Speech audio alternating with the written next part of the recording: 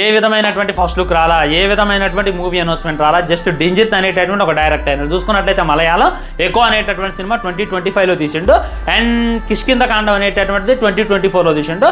రెండు కూడా block buster అంట. నాకైతే ఆ సినిమాల గురించి తెలియదు. సో ప్రభాస్ అన్న జస్ట్ ఆయనతో ఫోటో దిగి ఆయనైతే తన సోషల్ మీడియాలో పోస్ట్ చేసుకుంటూ దాంతో పిచ్చ వైరల్గా మారింది.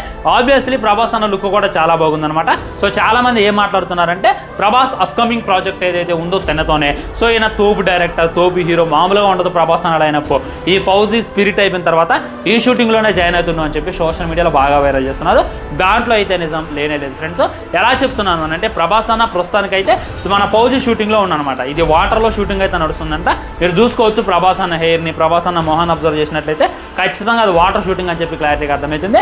ఆ షూటింగ్ అయిపోయిన నెక్స్ట్ మినిట్ స్పిరిట్లో జాయిన్ కావాలి.